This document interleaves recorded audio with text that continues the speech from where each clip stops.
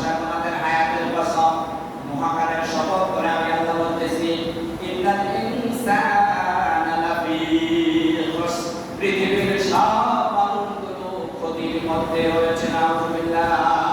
কে বলেছেন?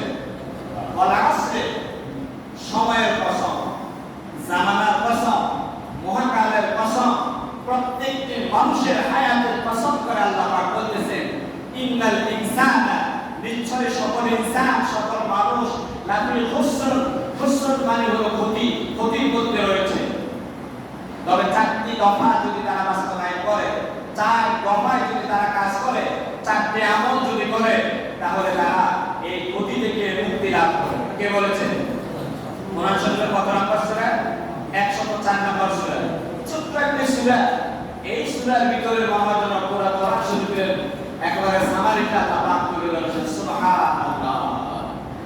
আল্লাহ পাক বলেন, ওয়া আসরে, সময়ের কসম, জামানের কসম, মহাকালের শপথ, ও পৃথিবীর মানুষেরা, তোমাদের হায়াতের কসম করে আমি আল্লাহ বলছি, ইন্নাল ইনসানা লাফি খুসর, পৃথিবীর সব মানুষগুলো ক্ষতির মধ্যে রয়েছে।